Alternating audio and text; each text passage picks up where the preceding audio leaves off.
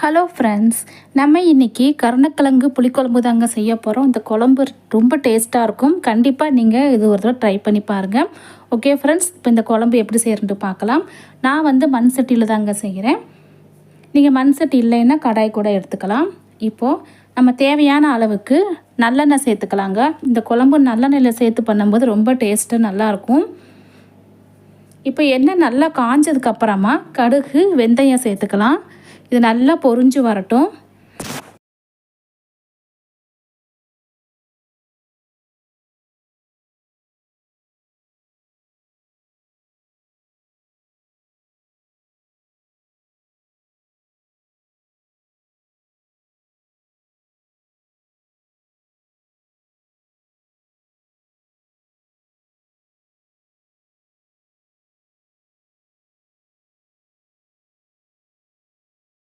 அடுத்ததாக சின்ன வெங்காயம் ஒரு 10லேருந்து ஒரு 15 வெங்காயம் நீல சைஸில் கட் பண்ணி வச்சுருக்குறாங்க. 2 பல் பூண்டு அதுவும் நீல சைஸில் கட் பண்ணி வச்சுருக்கேன். பச்சை மிளகா இது ரெண்டையும் சேர்த்து நல்லா வதக்கிக்கலாம்.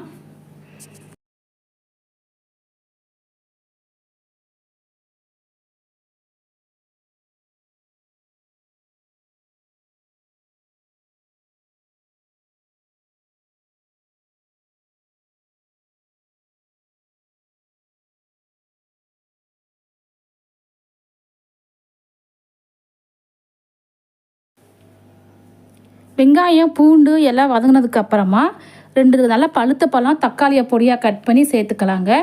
தேவையான அளவுக்கு கல் உப்பு சேர்த்து நல்லா வதக்கிக்கலாம்.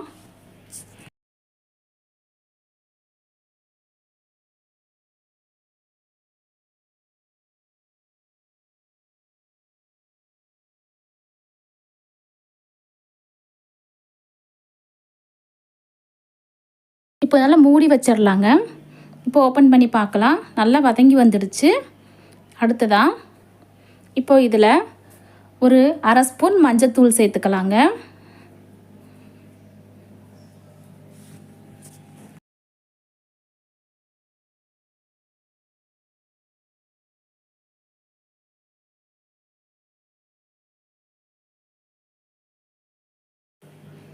அரை ஸ்பூன் மஞ்சத்தூள், 1 ஸ்பூன் மிளகாய்த்தூள், 3 ஸ்பூன் மல்லித்தூள் சேர்த்துக்கலாம். சேர்த்து நல்லா வதக்கிக்கலாம்.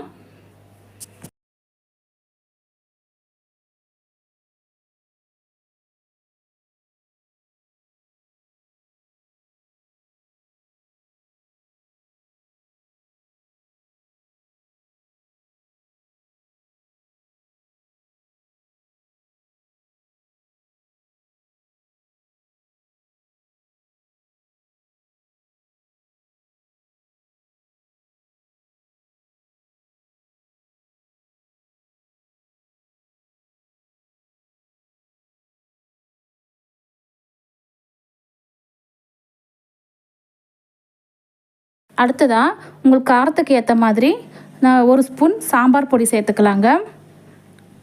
1 ஸ்பூன்லேருந்து 1/2 ஸ்பூன் சேர்த்துக்கலாம். இது நல்லா வதக்கிக்கலாம்.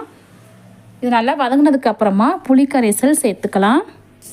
சேர்த்துட்டு தேவையான அளவு தண்ணி ஊற்றிட்டு மூடி வச்சிடலாங்க. நல்லா கொதித்து வரட்டும். அந்த பச்சை வாசனை எல்லாம் போக நல்லா கொதித்து வரட்டும், பார்க்கலாம்.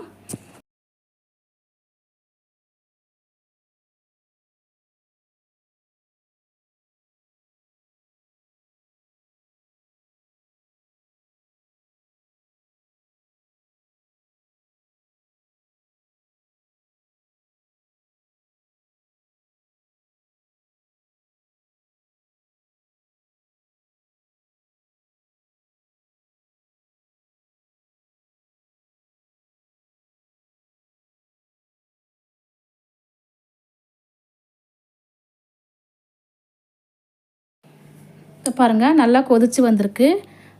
இப்போ இதில் பெருங்காய பொடி சேர்த்துக்கலாங்க. நல்லா வாசனையாகவும் இருக்கும், டேஸ்ட்டு சூப்பராக இருக்கும். அடுத்ததாக நம்ம வேக வச்ச கருணக்கிழங்க தோலை உரிச்சிட்டு 2ஆக கட் பண்ணி இதில் சேர்த்துக்கலாம். குக்கரில் ஒரு விசிலில் வேக விட்டால் போதுங்க, கரெக்டாக இருக்கும். அதுக்கு மேலே வேண்டாம், குழஞ்சி போயிடும். இப்போ கருணக்கிழங்கு இதில் சேர்த்துட்டு நம்ம மூடி வச்சிடலாங்க. இது நல்லா கெட்டியானதுக்கப்புறமா இறக்கிக்கலாம். அதுக்கு தேங்காயெலாம் எதுவுமே அரைச்சி ஊற்ற தேவையில்லைங்க, சூப்பராக இருக்கும்.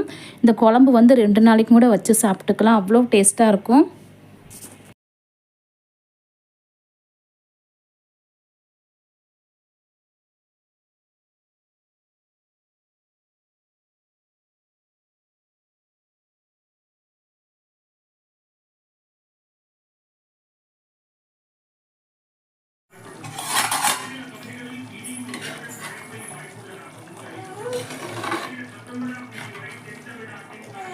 இப்போ பாருங்கள் குழம்பு நல்லா கெட்டியாகிடுச்சு பாருங்கள். அவ்வளோதாங்க. மல்லித்தலை இருந்துச்சுன்னா அப்படி தூவிட்டு நீங்கள் இறக்கி வச்சுக்கலாம்.